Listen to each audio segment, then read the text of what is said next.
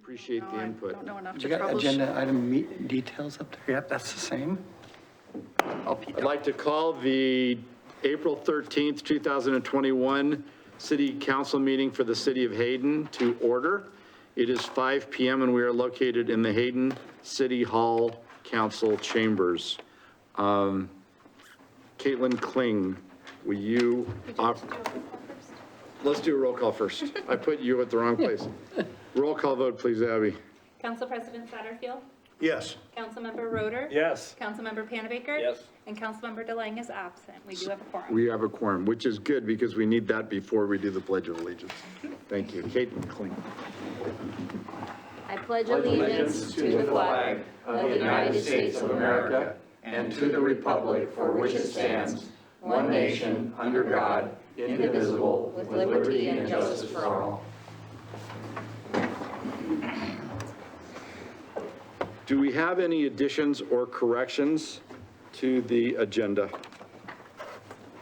Abby, there was just the one on the meetings and the minutes that you sent out. Was that right? Were there any changes? Was that already on? It was good. There's no changes. There's no changes? Okay. If you just want to know on 1A, what meeting we are approving the minutes for. And what meeting would that be? On March 23rd. That's coming up. It is? And we'll make sure that that's set up. Hearing none, we will move forward. Also because it's at, is there anyone online that would like to speak during the visitor or public comment portion? I don't hear anyone or see anyone, so please know that right now, until we get things working correctly with everybody together, we just want to make sure that everybody's included.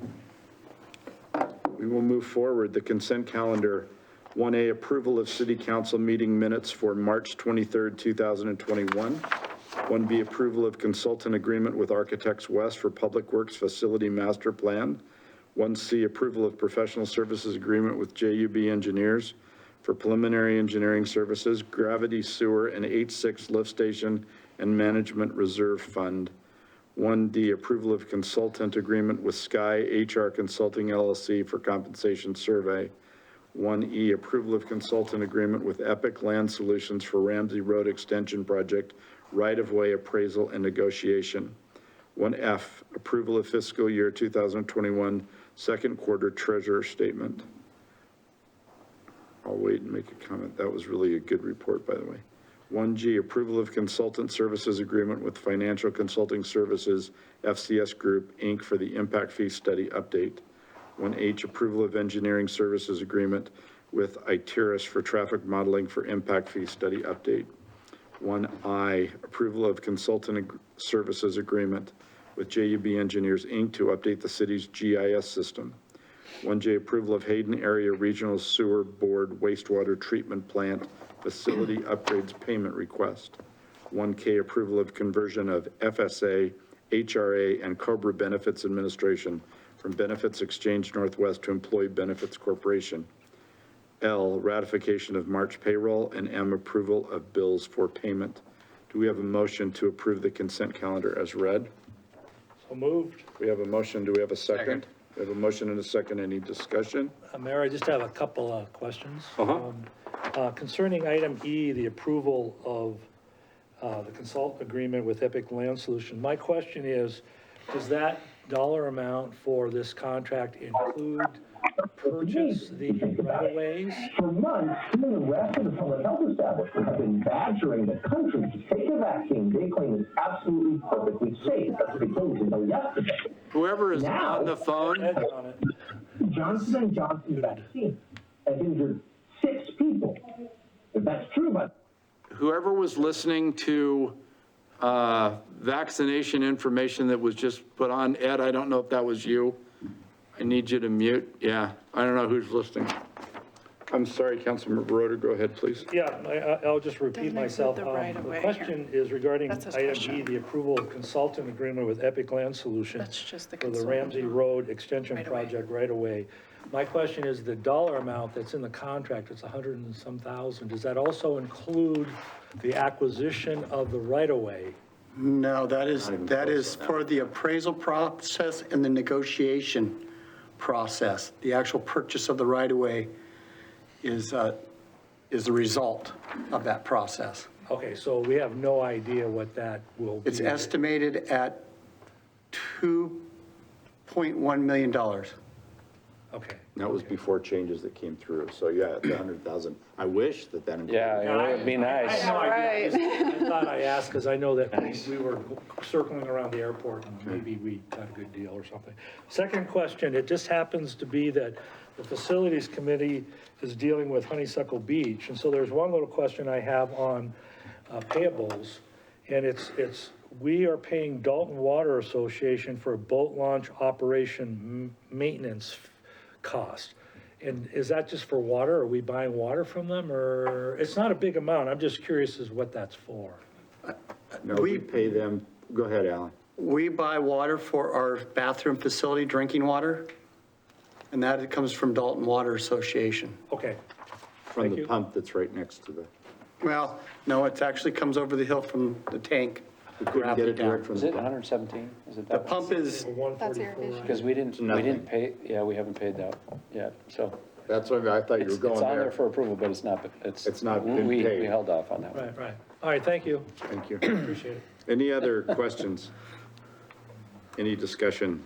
Hearing none, roll call vote, please, Abby. Council President Satterfield, yes. Councilmember Roder. Yes, Councilmember Panabaker. Yes. Excellent.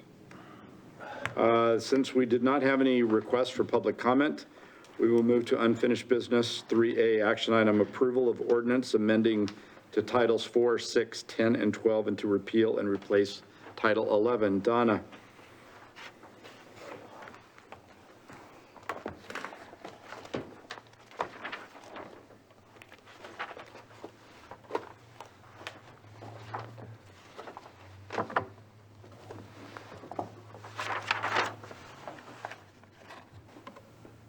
What do I do with that box? Minimum? Yeah, but just minimize it.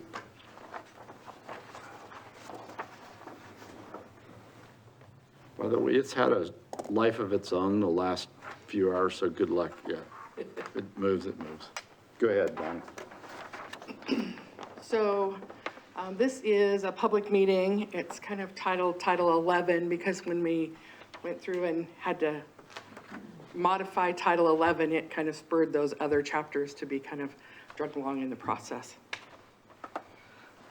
So the Title 11 updates took the 22 chapters that exist today and reduced them down to 8. It reduced the redundancy and inconsistency across the chapters. It took the definitions and separated those out so that if you were looking for uses, you'd go to the use category of the definitions. If you were looking for something related to building, you'll go to the building portion.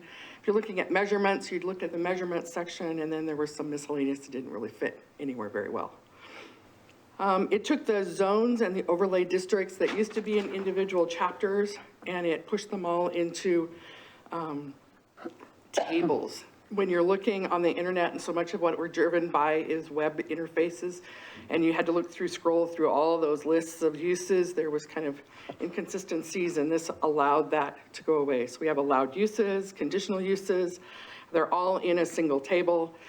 We identified the neighborhood commercial node design standards in the central business district, and the allowed uses that go in both of those, and then design standards that were specific to uses within that table. And then we had design standards as well that are applicable to any use across the city. That would be like landscape design standards, site standards, lighting standards. Put that in there, and then we're also moving part of those very verbose information to standard drawings that hopefully will come back in front of you in a couple of weeks to get those approved as well. So as part of the process, we worked really, really hard at being extremely transparent to everybody that would want to know information about the code changes. And so when we thought we were ready to go to a public hearing with planning and zoning, and we'd workshopped with city council and planning and zoning, we actually sent the code out in draft to everybody that ever requested it. and then some. So we sent it to developers of both residential and non-residential. We sent it to architects, engineers, realtors, various agencies, those would be the electric companies, to make sure the lighting standards were actually, you could actually build it. The water jurisdictions, we sent it to lots of folks. And then utility providers as well. So I'm gonna kind of summarize each of these chapters, and I know that you guys have had ample time to read it. It's been on the website for the better part of 5 weeks, so everybody's been in and out of that code. So chapter 1, we took everything that was administrative, kind of salt and peppered throughout Title 11 as it exists today, and pushed it back into chapter 1 so that it was all in one location. Chapter 2 is all about the zones. So the zone definitions from the comprehensive plan, instead of having zone definitions that were one thing in the code and one thing in the comprehensive plan, they're now the same. The use table is for all the zones, setbacks and buildable space in one single spot on a lot table, lot designs, and then those specific design standards to each of those uses. Chapter 3, we removed inconsistencies and conflicts with state statutes. In chapter 4, those are the general design standards. Design standards required across all zones, designations versus those for specific uses found only in chapter 2. In the lighting standards, today's lighting standards say you have to have a minimum of 0.2 foot candles, and you need to not bleed off onto your neighbor's property. And that's all that the code says. So with the LED brightness that has occurred, we have had lots of complaints from folks that have horrible glare of moonlight in their bedrooms all night long because of the glare that's emanating from it. But if you take photos of that same property, that light really does end at the property line and doesn't bleed off into the right-of-way. So we've added some language in the lighting standards to help mitigate that requirement, both cutting it off, adding shielding so that it can't glare to the next door, or hopefully won't glare to the next door neighbors, as well as some consistency as far as lighting standards in the streets.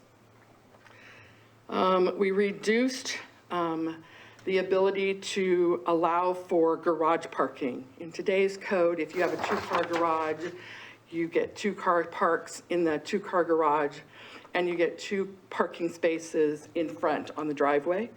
And most folks know that very few people actually utilize their 2-car garage for 2 cars. Generally speaking, they can get 1 car in there and then 2 in the front. So that's the way we've approached the code. Parking standards. It was noted by several folks that neighborhood commercial nodes are really an area that we want walkability. We want the neighborhood to walk to the neighborhood commercial node, not necessarily driving up to it. So we reduced the required number of parking spaces to be consistent with what we have in the central business district area as well. There was exceptions that you can request for lighting standards, like if you have a baseball diamond and you want to light it for a huge area that you want to light for brighter than what's allowed otherwise. And so with those areas that are near the airport area, we clarified the language for that exception to occur there and what would need to be required to make that exception allowable. The landscaping standards, we removed the requirement to have live ground cover in the buffer zones except in the street frontage.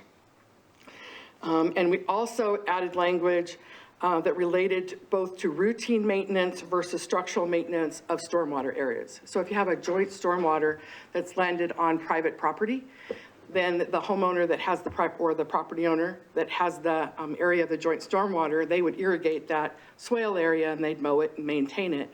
But if the swale stopped functioning, it would be the requirement of the homeowners association or property owners association to repair it.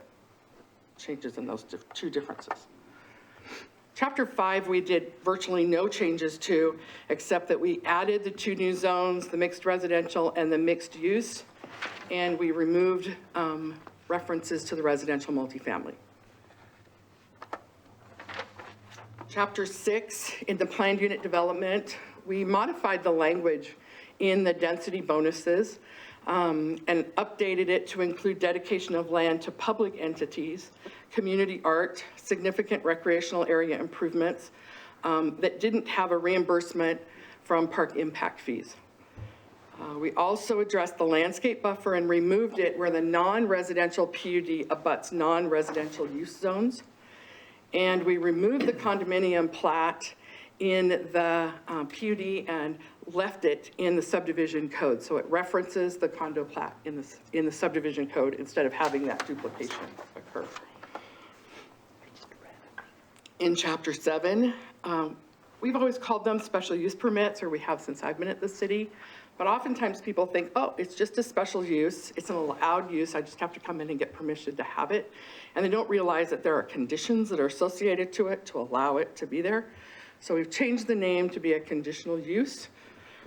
So I don't know of any special use permit that's come through with no conditions that have been associated to it. We added a section referencing public buildings, complexes, and correctional facilities to recognize that a conditional use permit would really be between two government entities, which should really require a memorandum of understanding, memorializing those conditions. Chapter 8 is the variance code. It really had no huge changes. We did add some language regarding required submittals to keep those consistent, again, with the various applications. So title, that's not the right code section, but the site triangle is, I think it's 614, actually. The Idaho statute states that site triangles are measured based on 40 feet along each intersection roadway with a connecting line. So you find the property corner and you measure 40 feet horizontal, 40 feet vertical, and connect them, that's your triangle. The adopted access standards identify a sight distance to be able to see when you're parked at the stop bar and you're able to look to the right and you're able to look to the left. You have a certain distance both ways that you're supposed to be able to see based on the speed of the roadway that you're intersecting. And wasn't that the intent anyway? It was, but it's, yeah. Okay, no, So we had proposed some language in the document that went to public hearing with planning and zoning. And prior to that meeting, we really pushed it back and forth trying to figure out how to meet both the state statute and to address the speed on the roadway. And so we want to leave the area in this paragraph that is underlined in double instead of taking it out, because we talked about taking it out. We want to leave it in there. And then we also want to add unless by some other means as approved by the city engineer in red, so that if the 40-foot by 40-foot triangle really doesn't meet the intent of when you're looking down the road to be able to make sure that that clear zone, we want to make sure that our folks that are here in Hayden are safe. real quick, Donna, does that give us a legal issue or exposure, Caitlin, by having the city engineer approve that? For those changes? Yeah. No, I think that we're looking for some guidance on it being clarifying the issue and being more helpful. But I mean, does that, if something happens and he approves something that doesn't fit that, when I was reading that, okay, Melissa's shaking her head, so that makes me feel better. Yeah. Okay, No, I it don't see an doesn't, issue. so hypothetically, Rob approves something different and there's an accident. Is it our responsibility? He would have used engineering judgment to come up with that, and there should be some documentation on it, Yeah. so. That's all we need, so we're okay. Yeah. I just Yeah. wanted to make sure, thanks, Donna. It's Sorry. just giving us like another, way to actually put some engineering judgment into it instead of just having to go with what that says. Right, no, I thought, but when I saw the wording last Yeah. night or day before Sunday night, that was, Because it's not a one-size-fits-all thing. that's why. Okay. No, and I appreciated the fact that the intent, that what we were requiring doesn't always meet the intent. That's why we went back. So thank you, Donna. Donna, can I ask real quick? Does this also affect existing problems that are already in the city? Well, that's why we went back and forth on it, like, I think, the state code clearly does because it's been in place forever and ever and ever, right? I don't know, that'd be a question for legal. Any new issue that came up in a vision triangle, this would impact. But nothing, we're not going to grandfather, I mean, it's grandfathered, it's done, it's in, it's I don't finished. think so. I don't think that things are grandfathered in. Not with, I think that if it's a problem, they have to meet our code. Thanks. By the way, we're really grateful that you guys did this and didn't look to us to have to do it. It's a lot of work, huh? So thank you. Don't stop now, Donna, sorry. So the noise standards, I have always, since the first day I've worked here, thought the noise standards were the really weirdest place to have them buried in the middle of the zoning code, when noise standards are almost entirely addressed by the sheriff's department as nuisance. So that's where they got moved. 4.3 is the animal code, and so we removed the definitions from Title 11 referencing animal clinic and animal kennels and standards related to boarding kennels out of the zone because they really are all part of the animal code, so they got moved there. Title 10.3 is private roads, and we added language identifying that should parking be reduced on a street, that the parking would have to be addressed within the subdivision 100% of the parking requirement. So if you took and made a road, a private road, if you made the road with no parking and you were required to have 20 parking places on that road, you would have to account for those 20 parking places somewhere. So if you go back to that same house that has a double car garage and 2 spaces in front of it, right? They would get 3 parking spaces. They're required to have 2 by code, so they have an additional parking space. So if you only have 16 houses in there and you've lost 20 parking spaces because they've come off the road, you'd be 4 spaces that you'd have to come up with somewhere on your property. You'd have to cough up 4 more parking spaces in like a joint public parking area. Generally speaking, that's what that code means. Title 12.9 is just going back and recognizing that we took the PUD code out of Title 11, so it's not referencing that anymore. And we do both townhome plats and condo plats. Condo plats don't have, like they're the second story of a building that has a condo, so it has no specific land associated to it, but it might have a percentage of common space associated to it, where a townhome plat has a house and lot dedicated specific to just that one dwelling unit. So we added that townhome language to the same title. So with all zoning text amendments, which this one is, kind of an overhaul, we do a comprehensive plan analysis. The Imagine Hayden plan updates and the comprehensive plan specifically can be seen throughout all of the code amendments. I think you probably could take just about the entire comp plan and apply it to what we've done here. But generally speaking, this is a synopsis of the goals, policies, and actions that were specific. So the comp plan is a living document and serves as a guide for development. Components of the comp plan are updated as necessary to reflect the community's vision.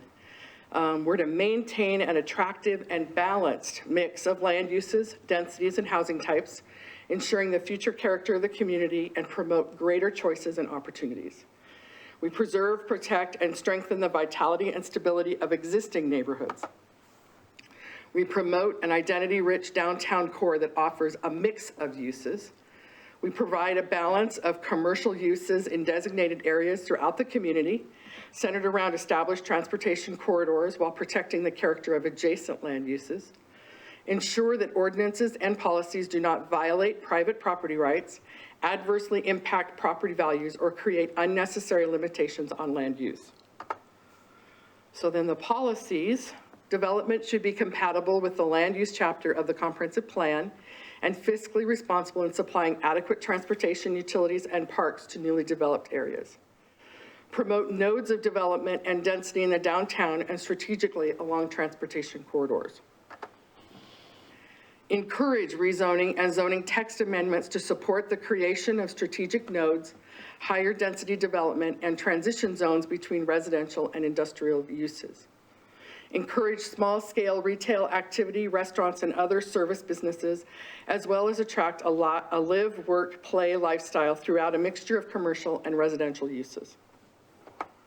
Ensure land use and zoning compatibility related to development, density, and type occurring in close proximity to the Coeur d'Alene Airport, and explore the location and feasibility of the community center or core development in the downtown Hayden.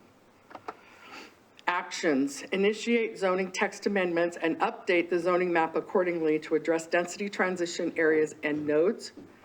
Explore and study the feasibility and effectiveness of a zoning overlay or zoning change to address incompatible uses within the airport flight path. Evaluate the residential density ranges as outlined in the municipal zoning code to determine appropriate housing density ranges, which encourage both infill development and new development in the appropriate places throughout the city, and foster infill and redevelopment in the commercial core. So as I said at the beginning of this presentation, we did not do this in the closet. We worked really, really hard at being extremely transparent with everybody. We had 5 workshops with planning and zoning, and we had 3 joint workshops with city council. And again, we took comments from local developers, both residential and non-residential, architects, engineers, realtors, agencies, and utility providers. When we noticed this for public hearing with the planning and zoning, we noticed 31 agencies, the electric companies, the water jurisdictions, the airport, both garbage providers, the school districts, Harbs and Hayden Lake Sewer District, the Idaho Department of Environmental Quality, Fish and Game, Department of Lands, Water Resources, and Transportation. We noticed the Kootenai County Community Development, the surrounding cities of Coeur d'Alene, Dalton Gardens, and Hayden Lake. We noticed the Kootenai County Fire and Rescue and Northern Lakes Fire Protection District, Kootenai County Sheriff's Office, KMPO, Lakes Highway District, and Post Falls Highway District, Panhandle Health District, all 3 of the fiber providers, and U.S. Post Office. So we received comments that were in your presentation, and then we also received comments that came in after the public hearing and prior to the planning and zoning, after the noticing closed and prior to the public hearing. But Idaho Department of Environmental Quality had no environmental impact comments related to the proposed code amendments, and neither did the Fish and Game, but they appreciated the opportunity to comment. So there's like 3 kind of items that were noted in the memo that you received with the red line versions and the clean version. The first one was that corner that we talked about by adding that additional red line and leaving the code in there that's double underlined. When we uploaded to the website, we missed this piece that was added to chapter 2. And if you looked at how many drafts of this there were out there as we were pushing this thing together, anyway, it's amazing. There's a lot of copies. And then in section 11.7.4, related to that section that we had missed previously, we identified that public buildings, complexes, and correctional facilities also had specific design standards that they would need to abide by that were in chapter 2. And those comments were approved. Those previous comments were all part of the Planning and Zoning Commission's written recommendation of approval. And then when I was uploading this table, I knew that the note was there, and Melissa and I went hunting for it and couldn't find it, and it got lost in a translation move. So it was added to the website's version as soon as we found it. But we needed to add in the multifamily, and the central business district is allowed in the 2nd or higher stories of a commercial mixed use building or to the rear of the property as a secondary use to a primary use of commercial. And then the design standards for the CBD and where they're located, and for the neighborhood commercial node. With the changes in CBD, just to let you know, as I was reading it, it's almost good to say commercial business district now instead of CBD oil. I don't mean that, I know it sounds odd, but it's like because that's where Central Business CBD went, I know. Okay, So I don't know if that's, you know what I mean, Melissa? You're looking at me. I don't think. There's a CBD oil Oh, that's out, okay. and it's not commercial business district, and it's used a lot, so I just want. Right, I okay. don't want a Totally different word. totally Okay. different. Central and cannabis are not exactly the same word, so, No. okay. so the standards of approval is that this Planning and Zoning Commission can recommend approval, modification, or denial. The city council can impose conditions upon the rezoning. Amendments to the zoning map and zone text shall be in accordance with the future land use map and the goals and policies found in the comprehensive plan. Amendments to the zoning map and zone text shall align with the zone district's purpose and intent. So the Planning and Zoning Commission has recommended approval of the amendment with the staff recommended conditions and changes, and that recommendation and those minutes were included in your memo. And after the Planning and Zoning Commission has reviewed the amendment at the public hearing, the commission shall forward a written recommendation to the city council, which you have. The city council shall approve or disapprove of the amendment with all of the staff recommended conditions and changes. Does anyone have any questions for Donna or the team with respect to these changes? I didn't know that it was that complicated until I looked at it and thought, this really makes it easier. I mean, if I was using it outside, these were good changes. So, do you have questions? I just, Donna, you know, one of my pet peeves is homeowners associations who don't take care of street frontage. If we looked, and we've discussed this any further at allowing something besides just grass that doesn't take any maintenance, so it doesn't look horrible because they don't take care of it? If they're in a swale, there are BMPs that are available that allow for other types of stormwater. So it's a DEQ thing as well? And we have areas that have used alternative swales in their area. Our type 2 street frontage right now talks about grass and, because it's the most easy to maintain. I mean, grass and trees. Okay, thank you. Any other questions? Can Councilmember you Roeder? go back to the slide, Donna, regarding correctional facilities?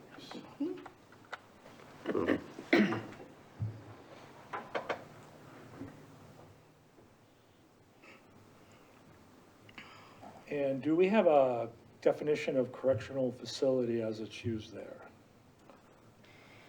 Yeah, it's Yeah, in the it's in the definitions definitions. What was section. Let back me early? pull that up. I wish I could figure You can search. Caitlin, would you just read that, please? Pull it up here. You can search in our board book here, so I'm trying to search. A facility, and it's on page 7 of 145.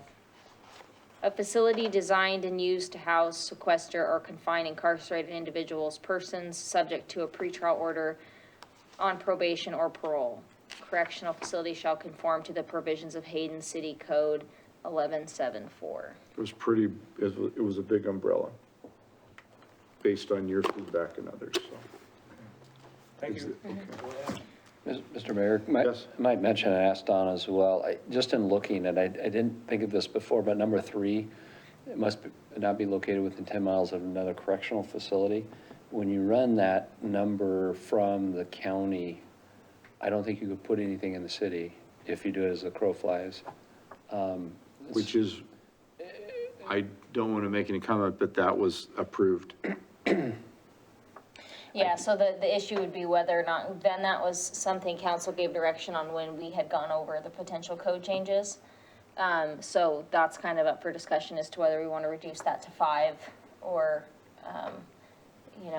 planning for potential land that would come in the unincorporated area is the thought on that, of thinking about it, if it could be in the city. But the direction that council gave early on was 10 Right, miles. so that's why we included And that's that. why it's there. Well, Yes, it's very specific, yeah, and it did limit, I mean, I, thank you for bringing it up. We could look at other things too, but that was the direction given. yeah, I think you, and Caitlin can address this, if you put something on its face that wouldn't be allowed in the city, it So, probably could be challenged. yeah, the preclusion point of today is that 10 miles, you couldn't fit that trying- under the zoning, the land in the city limits today.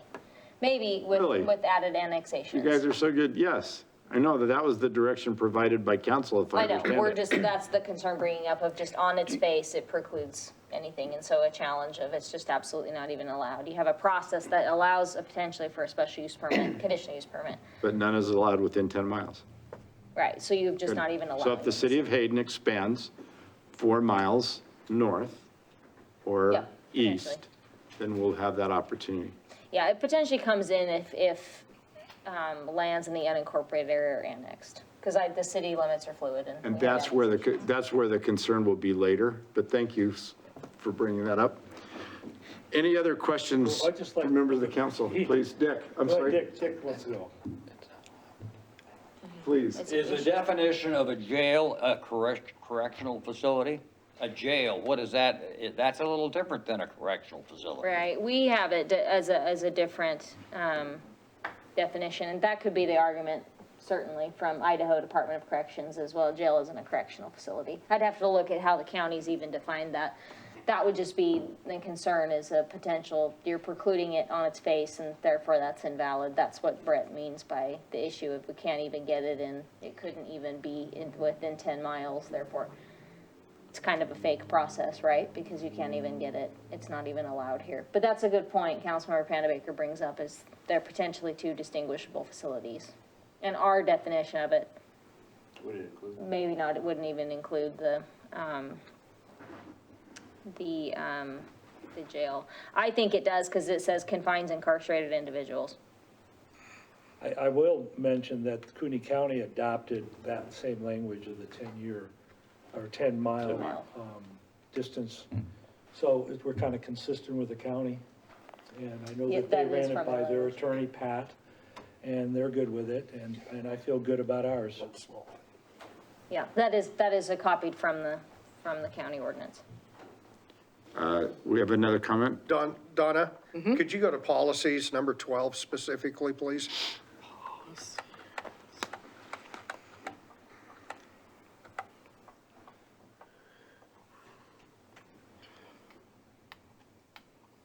I've always struggled with this one because it makes it sound like we want to pack 500,000 people into an area. And I know it doesn't mean that, but could you just give a quick explanation for anybody who, is as dense as I am, I guess? So in the previous comprehensive plan, we identified neighborhood commercial nodes that never got constructed because there was never any code that allowed for them. So we've got neighborhood commercial node design standards and the types of uses that we're allowing for them to occur. And those nodes have been defined on various transportation corridors, so that they would fit in and they would meld into the area. Higher density development identifies where you want the higher density development. You don't necessarily want higher density development in your commercial zones like between Government Way and Highway 95, but you do want a buffer between your commercial on Government Way and your single-family residential to the east.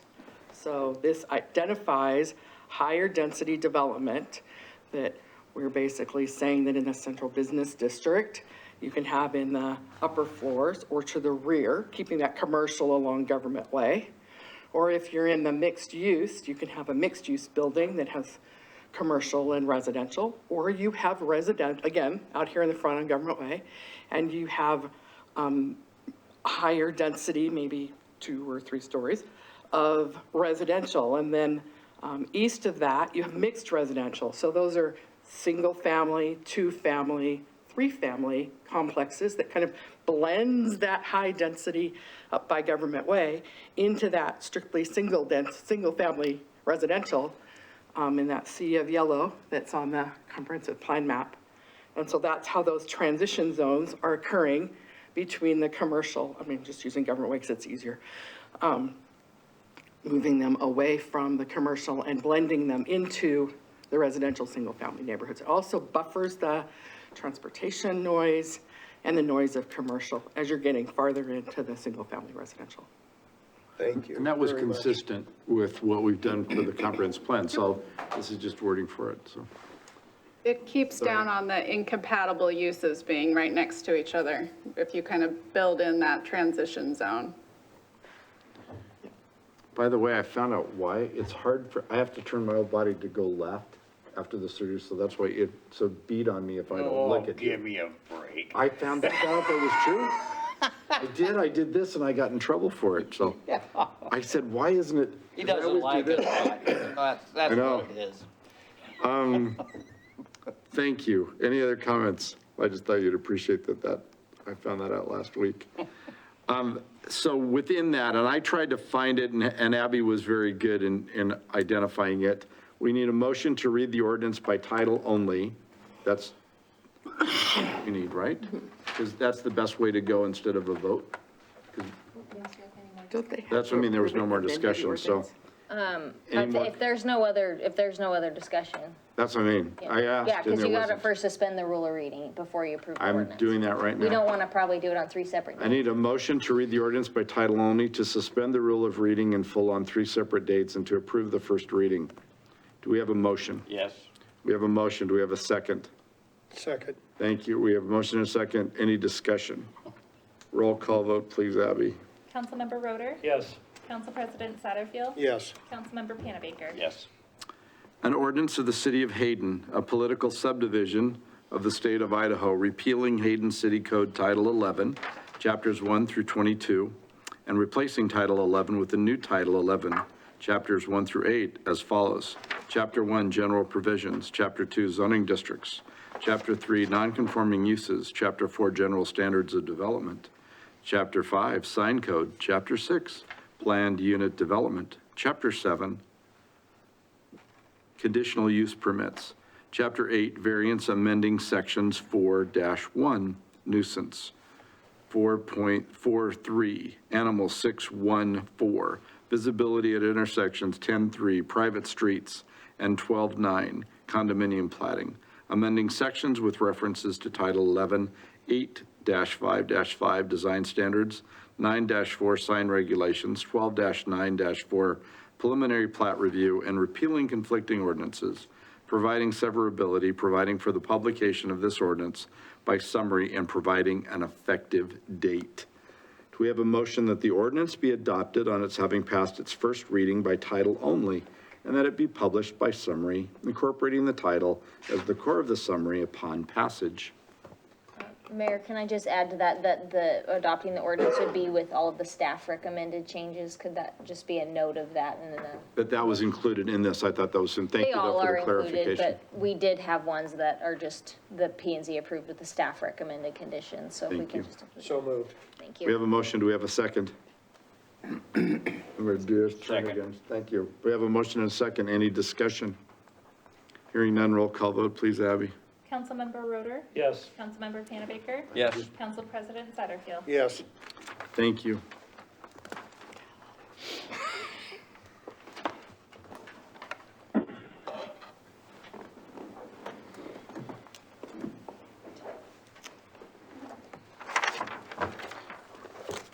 New business, presentation of 2020 Tree City USA Award by Garth Davis, IDL Community Forestry Assistant. Hello, my Hello. name's Garth. I'm the Community Forestry Assistant for the Idaho Department of Lands. You're going to go right there, Garth, and say that one more time, and it's really nice to see you. My name's Garth Davis. I'm the Community Forestry Assistant for the Idaho Department of Lands, and I'm here today to present Hayden with their 19th Tree City USA Award. And this has been a really strange year, and there were a lot of communities that couldn't pull it off, even though the Arbor Day Foundation said, you don't even need to have an Arbor Day celebration.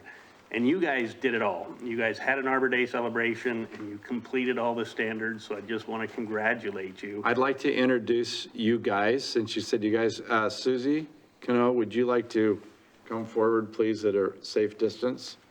As you are the individual that allowed us to be able to be successful in this Take a capacity. selfie there. Yes, so I know, and you are going to be in the picture, please, so, thank you. Garth, I just want to make sure that she was standing next to you. Do you want to stand right here next to the table?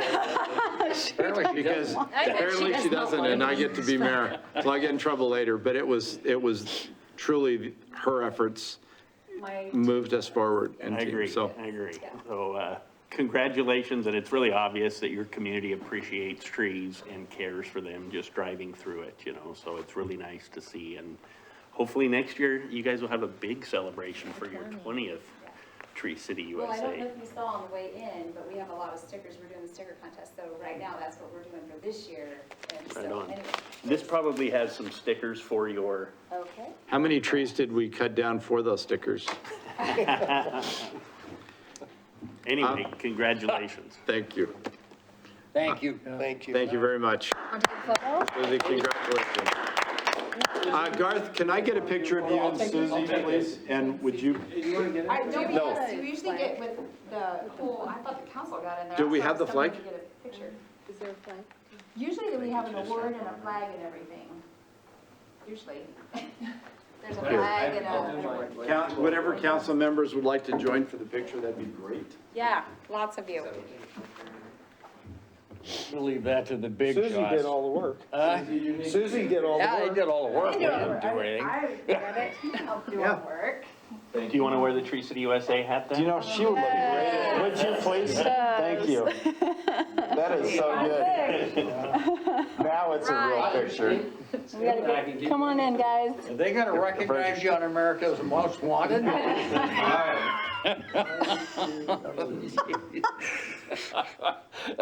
Well done. There's another, we're up to like 5. We need to start keeping track. 1, 2, 3. Garth, thank you very much. Thank you, man. Thank you. Great job. Yes.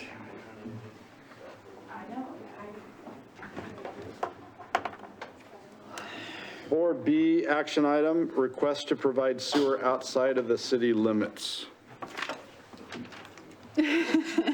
Donna, while you're walking, I wanted to, no, I'll wait till my comment section after, so that's okay. It's all yours.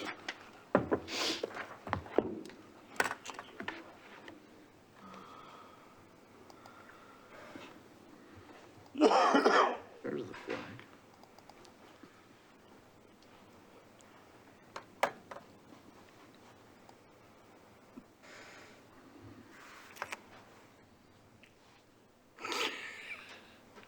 We received a request from Gargoyle Granite. They met with us. They were trying to figure out how to annex so that they could get sewer and expand their site. So they're located right here. So we've had interest from Would you, by right here, for those that aren't, Yep. what is the north of Bent's Road, west of Highway 95. Thank you. You're welcome. So as you can see, the area in pink is what's in the city limits.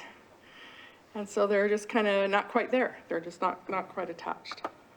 So I put and blew it up a little bit. And with some parcel lines on there. And, you know, should the area to the west annex, then they could annex with them and be contiguous to the city. And should the area to the east annex, then they would also be able to, you know, go right across Highway 95 and be contiguous to the city. And should the area to the south annex, they could get annexed as well. So they're not opposed to annexation. You have my memo and you have their letter of request. But they're 250 feet from Hayden North's lift station, plus or minus, from corner to corner.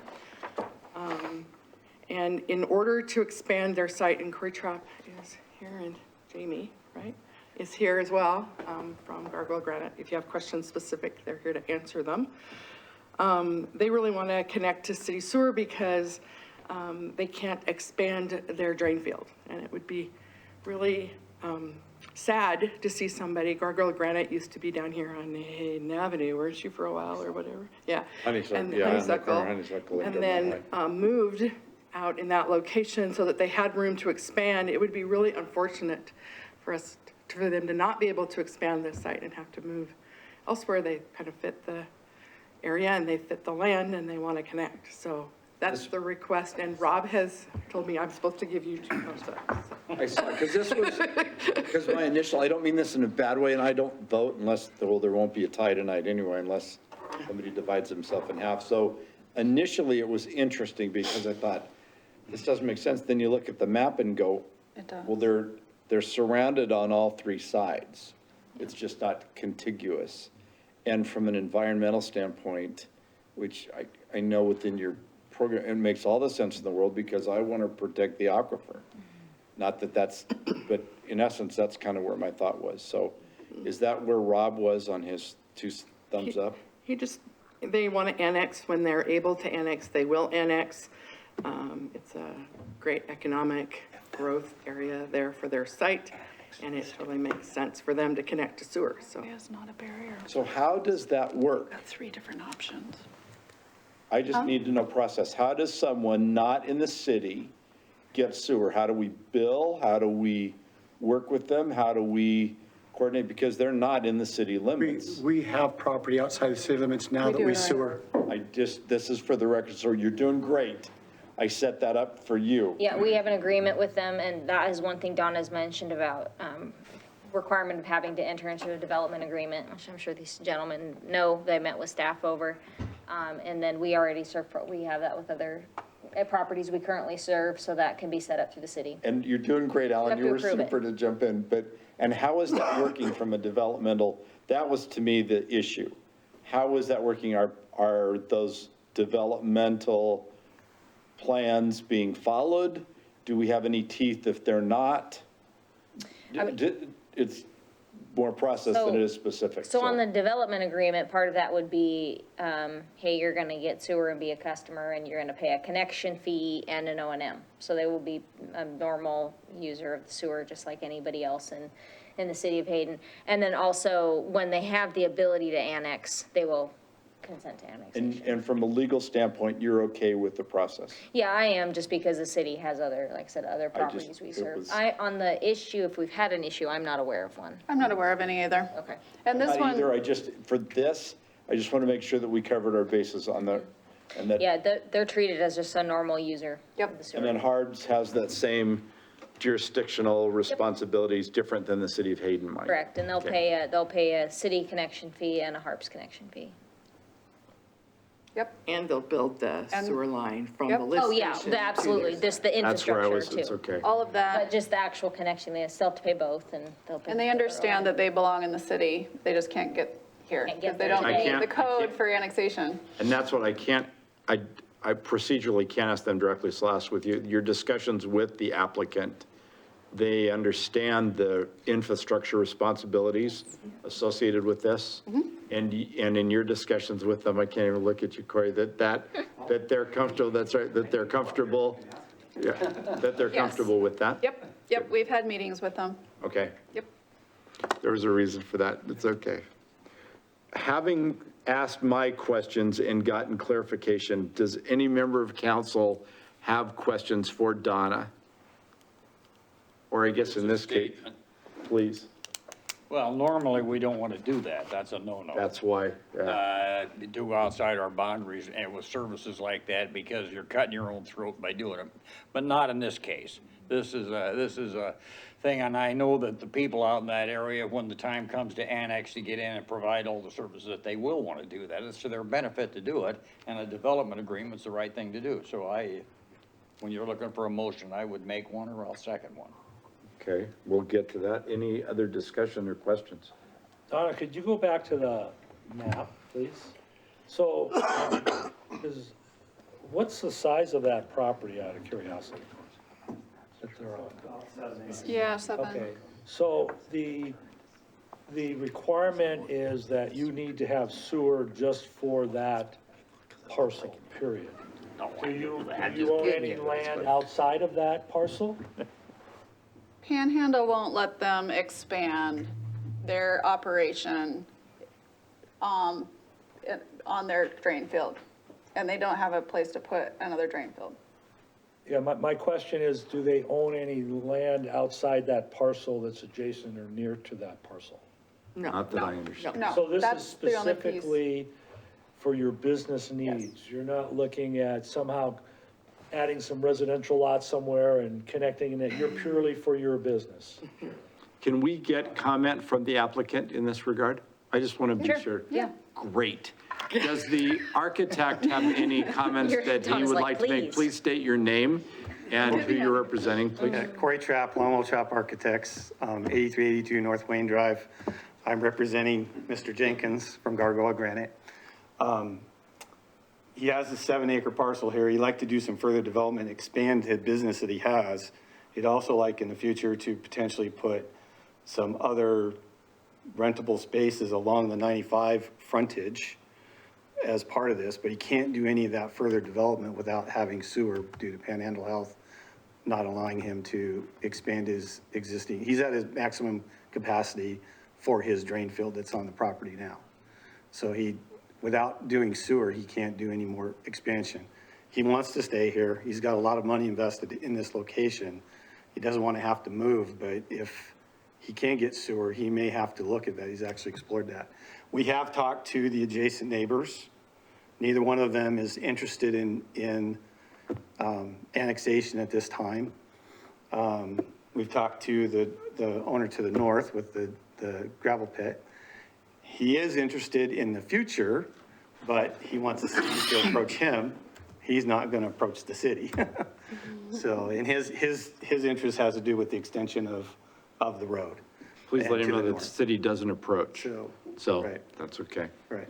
Historically. So he's the kind of, city is not he's caught in between a rock and a hard spot where he really wants to expand in his business, but he can't, and he can't get sewer without being contiguous because the neighbors don't want to annex. And like I said, this one, when I initially saw this on the agenda without doing, before I did, it's like, I was very hesitant to even figure it out. And then after having studied the proposal, I don't know any other solution, that made sense. So. And we've had multiple That's where we're discussions at. with the city. think, That's okay. where staff's at too. It's good for everybody to allow him to expand. Well, he's already there, already doing business. Yeah. Already doing everything that he can do. And it's an expensive next step. So, Correct. so buy granite, right? Question, Corey, Please. if I may. You said something that I didn't read in our information, that he's proposing or will have rental units on 95. Is that part of the plan? It's kind of a master plan. The thing is to build more manufacturing here, but the future would be to build maybe some potential 4 units in here, similar to what's in Warren K, as a future development.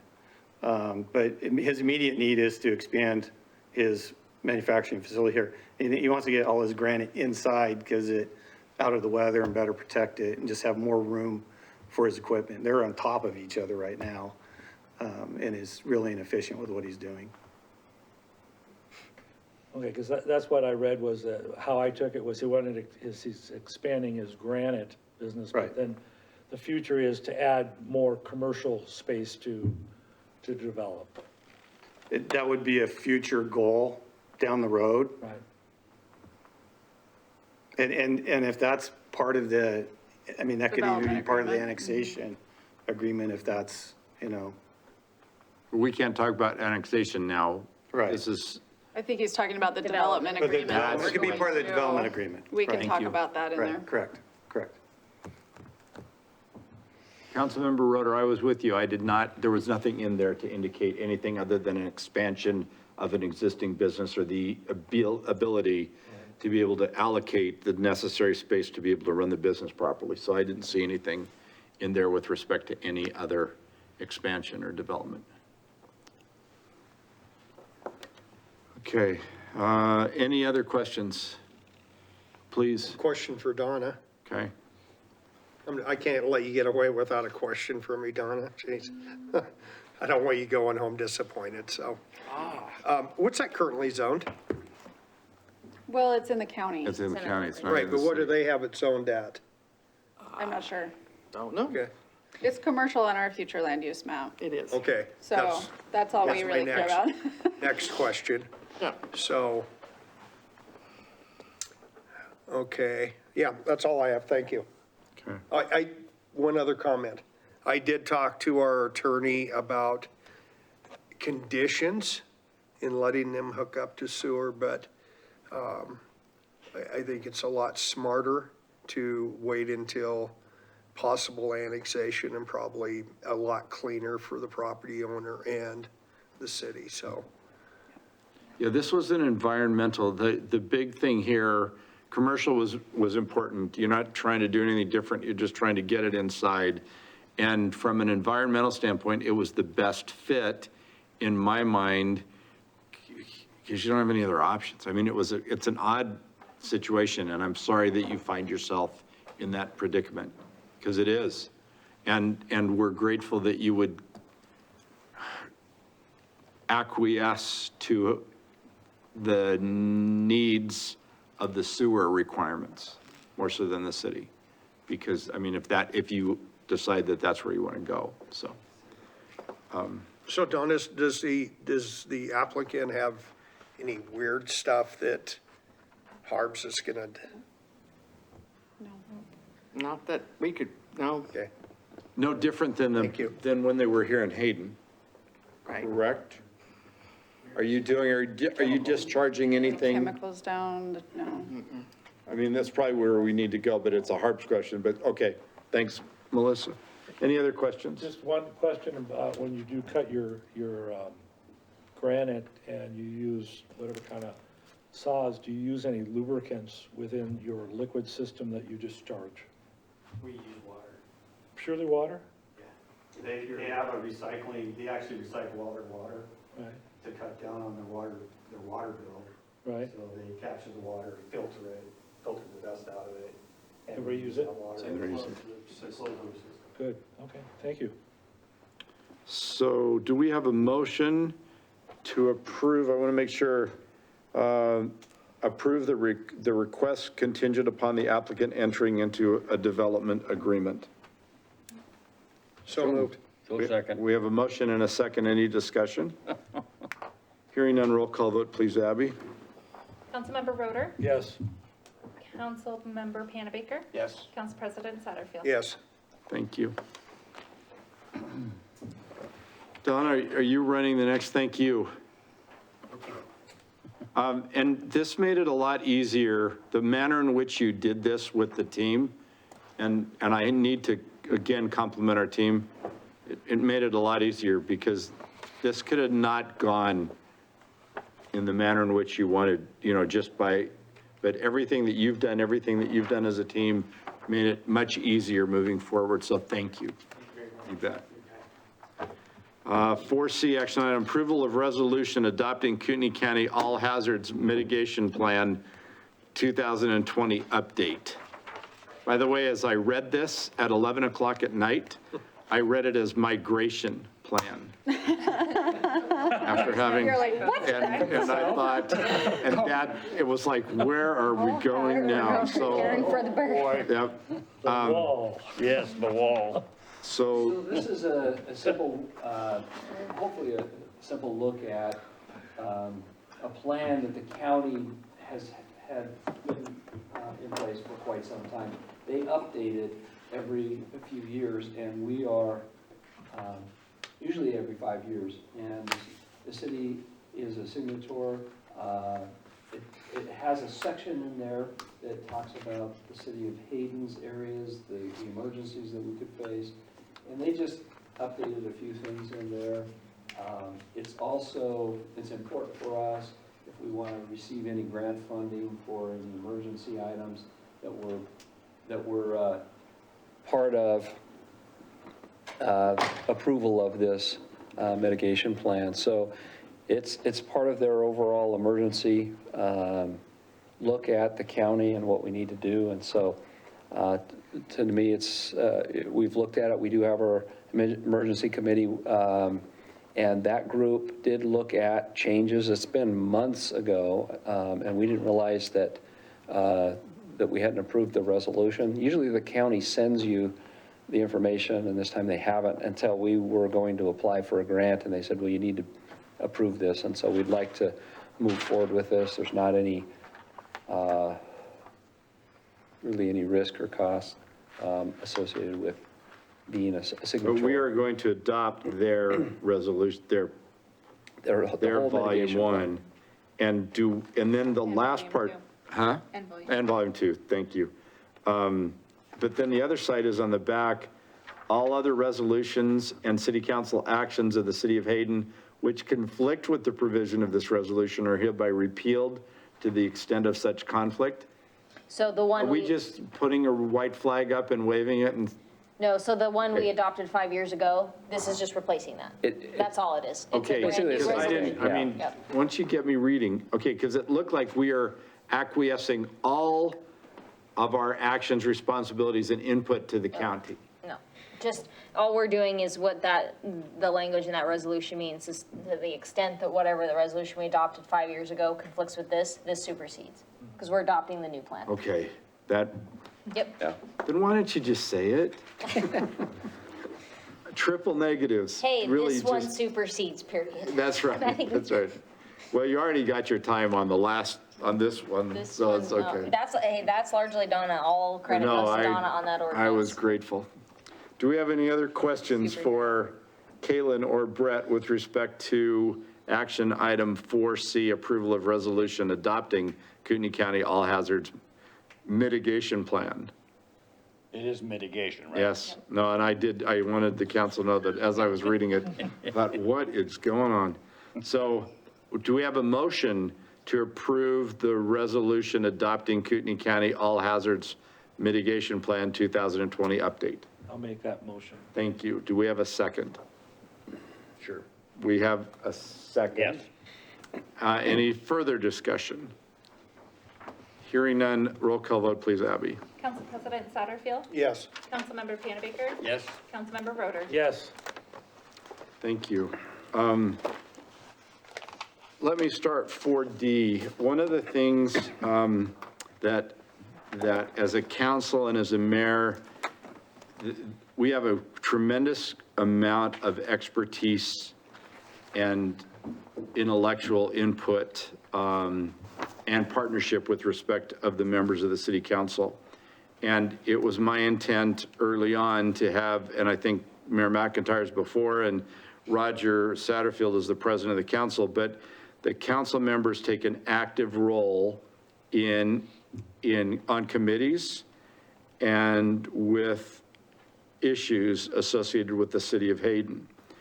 And it is imperative in my mind that members of the city council become involved in and understand at a high level the workings of the city. And that has been manifested with Councilmember Roder's work on HURA, Councilmember Panabaker, Council President Satterfield's work with sewers, highways, senior center. I mean, these are issues, and HURA and sewer, in my mind, are two of the, well, they're all important, but two are the most difficult. And it was always my desire as a mayor that council members had the opportunity to be able to get involved with all of these areas as best as we can so that they have a working knowledge of what's going on. Councilmember Roder, Councilmember Panabaker have both served on their committees for, I know, 5 years. I had a discussion about a year ago with Councilmember Roder and Councilmember Panabaker to be able to say, I'd love to be able to see partnerships and balances and understandings of various organizations. And so it was always an intent that council members have the opportunity to be able to serve in and work with other high-level committees, organizations, groups, and so it's with that I then want to turn the time over to Council President Satterfield.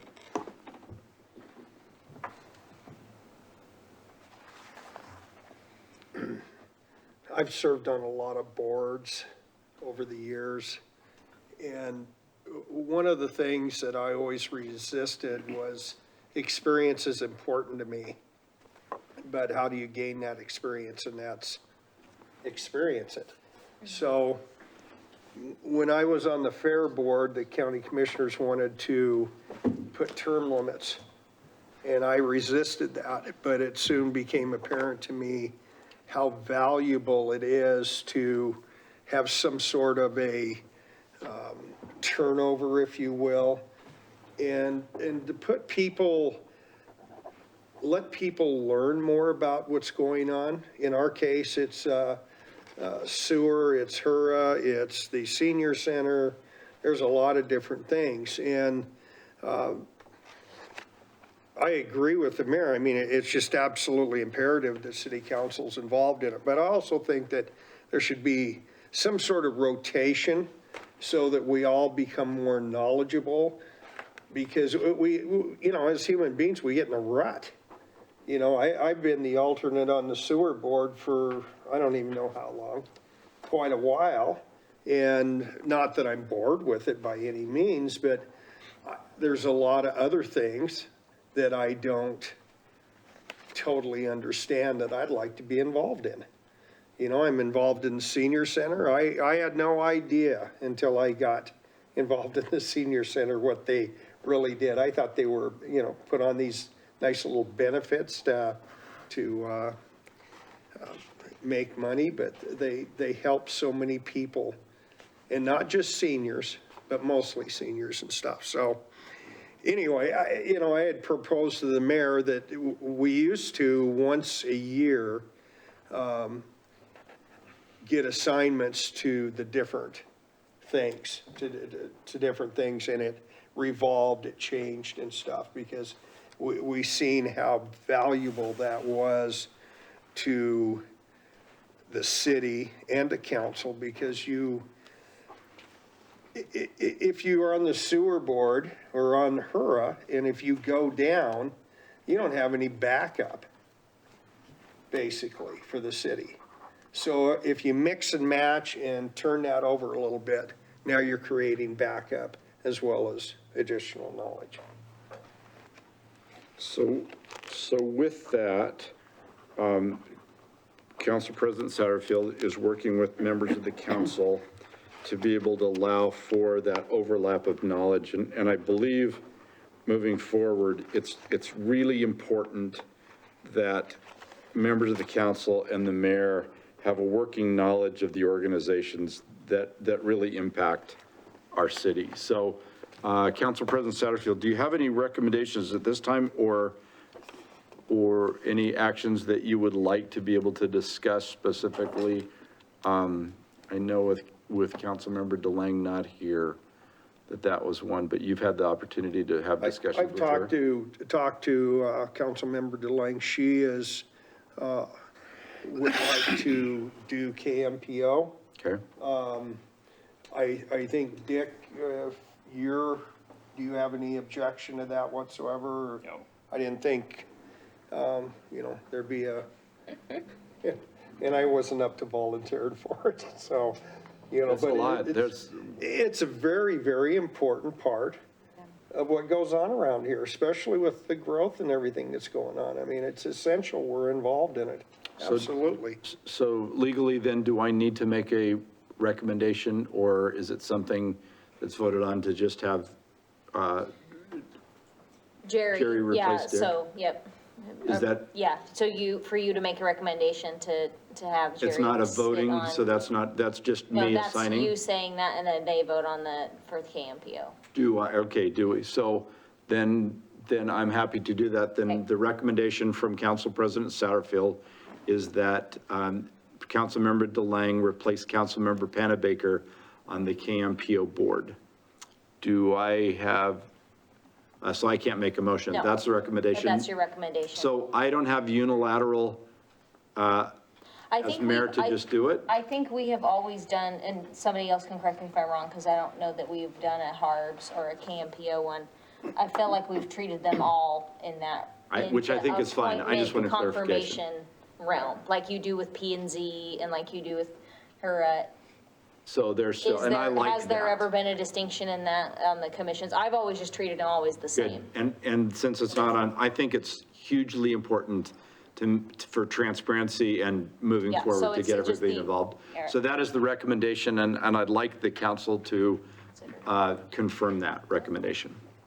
Is there a motion to confirm that Sure, recommendation? I'll make that motion. Thank you. I'll second it. We have a motion and a second. Any discussion? Hearing none, roll call vote, please, Abby. Council President Satterfield, Yes.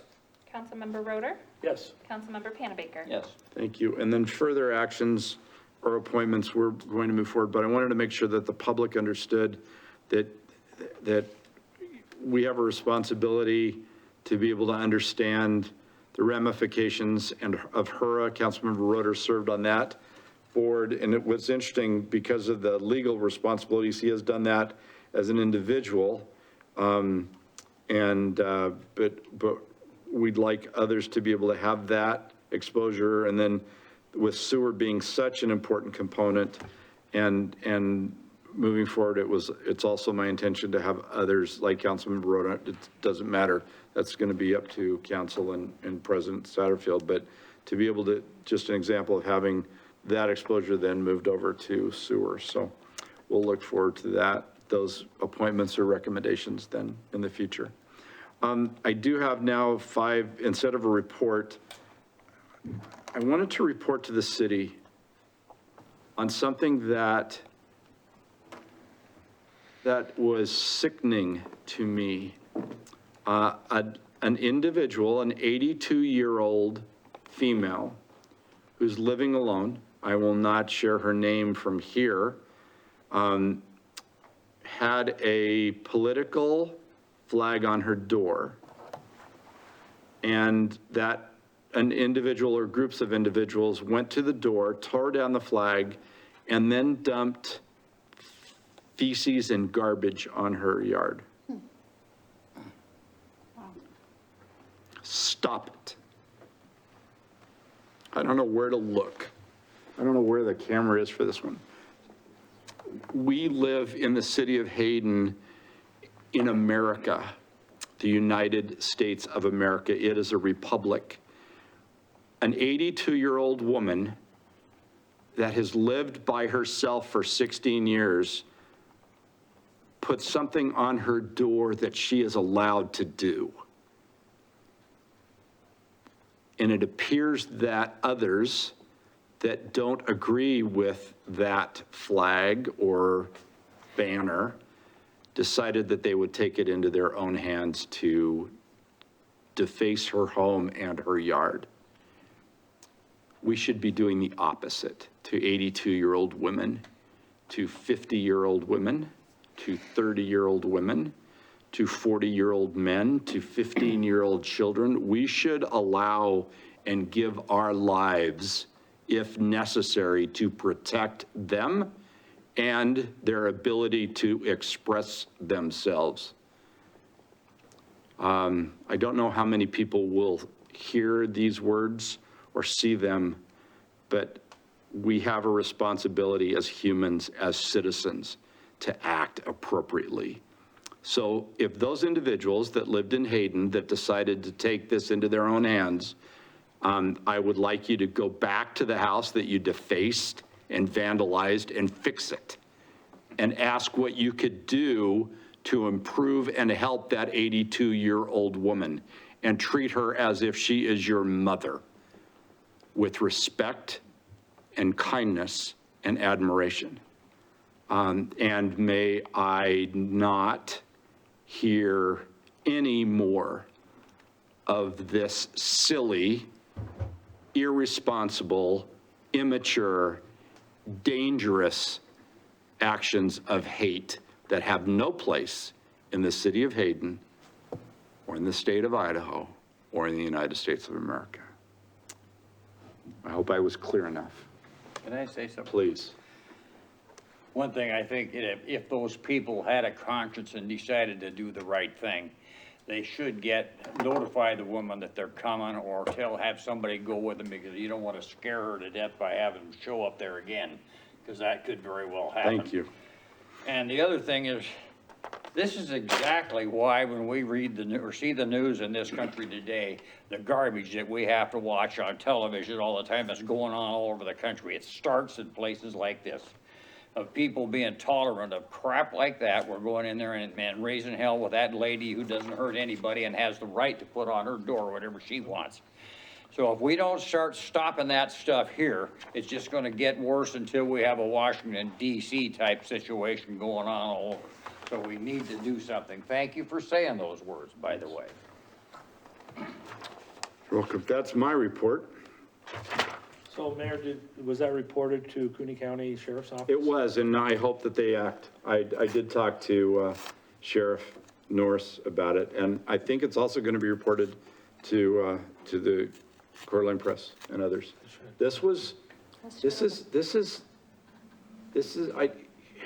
People are going to laugh. This is hate stuff. This isn't. Absolutely. And how dare they do that? That's right. So. But that's the new politics right now. Yes. And that's what's. That's not good. politics, yeah. What it does is it shuts down free speech, and we can't have that. No. Our country has to have it. See, right. for both sides, thank you, and I'm glad you brought up free speech. We lived in Wisconsin, and we are conservative by nature, and our voices were tempered because we were in the minority and others. And I thought, how dare they not allow us to speak? And yet it's just the opposite. It's becoming just the opposite here. And it's like, how dare they? I've been to Normandy. I walked the beaches of Normandy and was so grateful that people gave up their lives so that we can express our ideas and thoughts. So I'm sorry. I didn't know where to put that. I'm glad I waited till later. I'm glad you did it. Mr. Mayor, I was just going to mention, I did get a call back from the county. I haven't been able to listen to the message during this meeting, so I'll share that after. Thank you. Any other, I know Brett, you sent your report. Any other calendar items that you wanted to share? Yeah, just a couple items. I do want to thank Donna and Melissa and them, the work on the code sections that they went through. Again, quite a bit of effort going through. I think Donna really likes doing that stuff, though. She's unique that way. I think she really likes it. But anyways, I thought they did a great job, and I appreciate their efforts there. Tomorrow night, you're all invited, and the public's invited to the Miles and Government Way open house.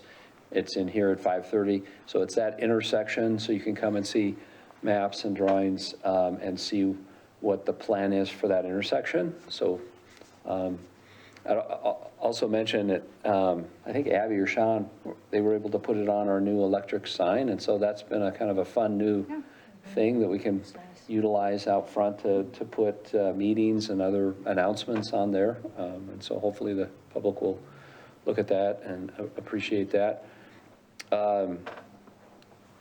May 11th, and I don't know if you heard from Bob Norris, but so the sheriff wants to start a discussion on public safety and police services, and perhaps having the city.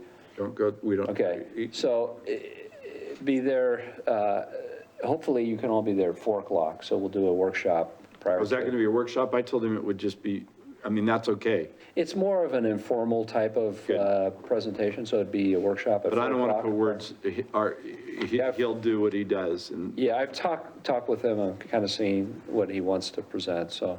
okay. You said I would hope that all of us have the chance to be there for that. Yeah, Jerry's not here, and if somebody can't make it, so that's May 11th, our next, What's the not date the on that next again? meeting, but the May meeting 11th, after it'll that. just be an hour before. The first meeting in May, so May 11th at 4 o'clock. And then we are starting the budget process, and so the different departments will be meeting on April 19th, so next Monday, just to kind of go through the larger items that they want to see, and then we'll put that in a written form and give that to you. And then we were talking a little, just briefly, about setting a time to meet. The mayor was gracious enough, on the administrative side, we put that budget together for you. we wanted to give the council some time to get the information from the departments, and then also come with whatever information you have and have like a council retreat and get information for the budget. And we're looking to do that on the 27th, so the next meeting at 3 o'clock. So hopefully you all can make that. I just mentioned, since Jerry's not here, we did receive a draft. There wasn't a number, there's still not a number on it, on a property tax bill. The mayor and I have it. It's slightly different from before, but I'm still concerned as I read through it in more detail. There's restrictions to what we can do as far as the amounts. It does, the good part of it, it does increase the amount on the homestead exemption at the beginning for those that qualify for that. But then it goes back into trying to restrict the amount on what we would get under new construction and under our 3%. But it does, I mean, the big part is it doesn't take away everything else that we were having issues and discussions with, but it raises the exemption from 100,000 to 125,000. Yeah. And or keeps it at 50%. That's in the Senate bill now. And the other restrictions with respect to allocation of funds were directional, not legislative, as I understood, as I read it. And maybe I'm wrong, but. We can talk about it more. It's a very fluid thing, but the interesting part is I've heard that, and maybe one of you knows, I've heard that the legislators were going to end on Friday. That's the last I heard. And that's an awful quick turnaround to take any comment on a bill that doesn't even have a number yet. And so if they're going to leave Friday, then nothing may happen with this. We'll see. And that's it. If you do ever, you know, on the electronic sign that we purchased, if you have something ever that you think we should be putting on there, let us know. Sean, Michael, Abby are ones that can add, they can do it actually from home. It's kind of cool to add information. And even though we had Go Zags on there, they almost did it. We had to pull that off. So anyways, thank you. Any other comments? Thank you, Brett. Any other comments from members of the council? I have Please. a couple, Mayor. One, just kind of a heads up, in our last HURA meeting yesterday, there was the discussion about the school district property for Hayden Lake Elementary School, and that there was interest by the senior center to perhaps do something. I don't think that's any big news to anybody, but there was an attempt to try to delay the bid opening on that property, which then was, the school district ruled that they would not extend that opening. Where the discussion went, and that's why I want to bring it to the attention of the city council, is that HURA is thinking that it would like to contact the successful bidder on that property to see what could be worked out. And it wasn't that, let's look for any kind of project that you want to do. It was more specific to, you know, is there an interest to work on doing something with the old school with whoever the successful bidder is? Sure. I brought up the issue of the cost, and that the school district put together over $1 million list of fixes on that property, because they're thinking about the senior center somehow. And it was asked that if Melissa, and I think, who was going to, Rob was going to ask Melissa to send that list out. He mentioned that to me last night. I don't have that. Oh, you don't? I But don't. Brett does. Yeah, I think it must be Brett. I have it in a file that they gave us If from you a while could get ago, it to yeah. Rob, then Rob's going to send it out to all members of HURA. And I bring that up because they wanted to, Steve and John Young, they can look at numbers and see if that's real or not. They wanted that as a reference, just in maybe discussing something with the successful, just to be aware that. Are you, just for the record, you're talking about the amount of money that was presented to the school board in terms of repairs that we attended? Correct. Yes. Okay, that's. Yeah, that's the number, because that was the point, and what I brought up is to look, you know, if you do purchase that, you know, number one, how are you gonna operate it? What are those costs? But more importantly, you've got an incredible, remodel cost to do whatever you want to do, and that's. Infrastructure. Yeah, so that's, Not just just to the be aware, building. HURA has some I've interest. heard about it, I don't have it. Yeah, it has some interest in that. Thank you. So and lastly, Brett had asked me about the American Rescue Plan Act money that the city of Hayden will receive. Now, the question is it coming directly from the federal government? Is it coming from the state? How can you use that money? And Brett, and so I ran that by my wife, and that's why the congressional officers are there to help clarify, find out information. So she did run that back to DC. And what came back was the rules are being written currently, so I have nothing to give the city to try to anticipate the use of those funds, or even when we're gonna get them. Okay.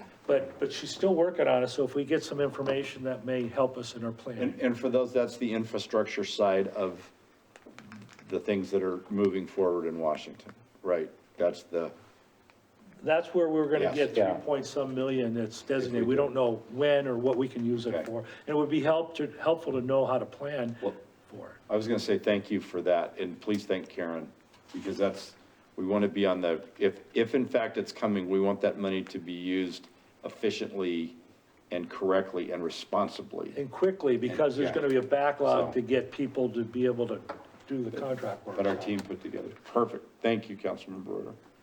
I was gonna ask, it's so funny, I was gonna ask if you had any comments, and if not, if you'd like to offer the closing prayer. That isn't, it's just been That one of those isn't this- days. that isn't- That's not. Probably can't do that here. That's right, that's right. I do have some comments, Please. though, in relation to the school property.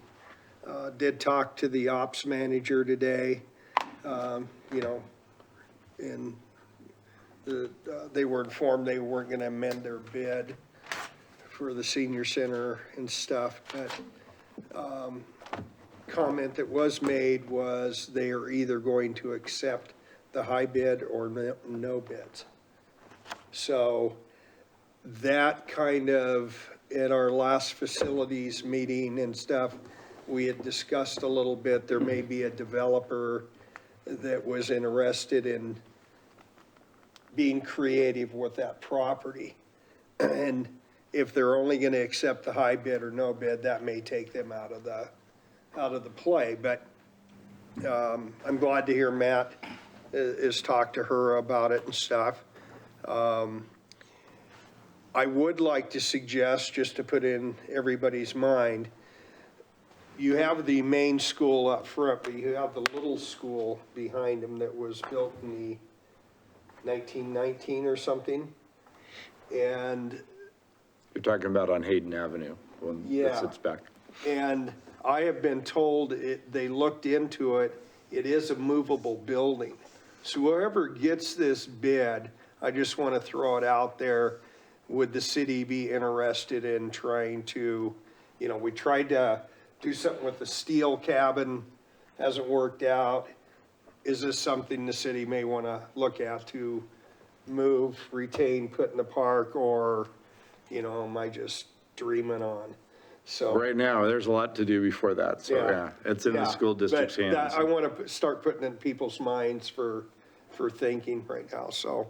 And lastly is the folks upstairs, Donna, Melissa, Alan, Rob, and some of the other folks that I don't know so well. What a great group. I'm doing an addition to my home, so I had to, you know, do all the paperwork and everything like that. Permit number what? You know, I sent my wife down here, so I'm a coward. Okay, so I sent my wife down here, and she just came back just beaming on, wow, she's never been to a place that has been so helpful and in a good mood. She said it's, you know, when she worked for the county, public employees get yelled at a lot. And so it kind of puts you in a bad mood at times. And she said there's just was none of that.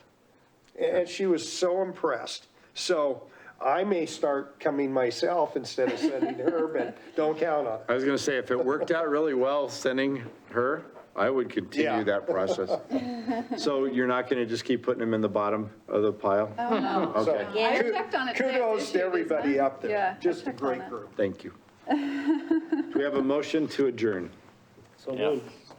Meeting is adjourned. All right. Donna, I thought you wanted to talk a little.